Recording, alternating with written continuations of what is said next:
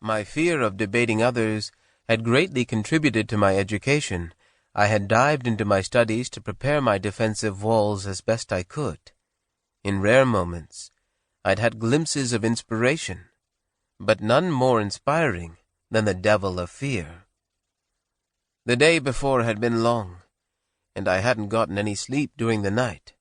My body had been tired, but my mind would not rest. Nothing wakes you up in the middle of the night like a nice warm plate of remorse. I knew that there were so many things I hadn't studied properly for the debate. I had lain in bed all night thinking of all the things I didn't know. Now, standing in front of the crowd, in the sun, I was feeling nauseous from my lack of sleep. Somo was going to eat me up and spit me out. Tashi Lama led me to the middle of the courtyard and motioned with his hand for me to sit on the ground. I was the defender. My job was to verify, accept, and defend a statement of truth. Soma would try hard to get me to contradict myself. If I failed, it would be clear that I had more learning to do. But if I failed miserably, then my place at the monastery would be questioned. An overwhelmingly miserable performance would point to the fact that I did not belong among the monks and lamas seeking truth. Om Arapasanadi. The words of the mantra were prayed in a loud, high-pitched tone as an appeal to the Buddha of wisdom to start the debate. Then Somo stood up, carefully placed his feet shoulder-width apart, and towered over me. He tipped his head in a bowing motion, and then leaned down to make perfect eye contact. With a mind free from greed and unfriendliness, incorruptible and purified, the noble disciple is already, during this lifetime, assured of 4 things. First, if there is a heaven, and if there is a cause and effect of good and bad actions, then it may be that, after death, I shall be reborn in heaven.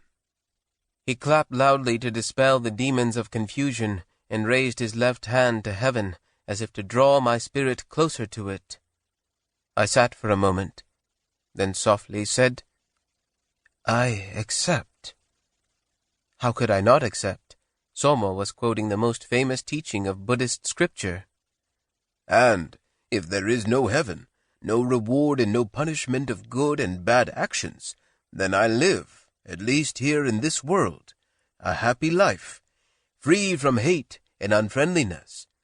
But if there is karma for both bad and good, then bad things will happen to bad people, and good things will happen to good people. How can I, doing no bad things, meet with a bad karma fate? I am even more consoled if karma does not exist, and we, in fact, live in a world where bad things do not happen to bad people either. Somo again ended with a thunderous clap that was meant to send the demons of confusion away. I accept. My only defense from the sitting position was to oppose Somo with scripture and logic, but again, he was quoting directly from our basic Buddhist teachings, which spring from the 4 Noble Truths. These 4 Noble Truths are the essence of what it means to be Buddhist. They are the foundational teachings on which all else is built. 1. Suffering exists. 2. Suffering arises from desire. 3. Suffering ceases when desire ceases. 4. Freedom from suffering is possible by practicing the Eightfold Path. The 4 Noble Truths are observable truths rather than dogmatic beliefs that are accepted by faith. They can be defended by both the mind and the heart, and they were great to bring up at a debate because they are so logical. Unlike many of the other aspects of Tibetan Buddhism, which delve into spirits, demons, creation stories, and the like, the 4 Noble Truths can be logically explained and defended. I had been afraid that Soma would start to argue points about the existence of gods and goddesses, but he did not.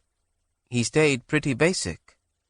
I started to realize that I didn't need to have any big concerns about his challenges in a public debate. Maybe it was because someone had told him not to discuss certain things.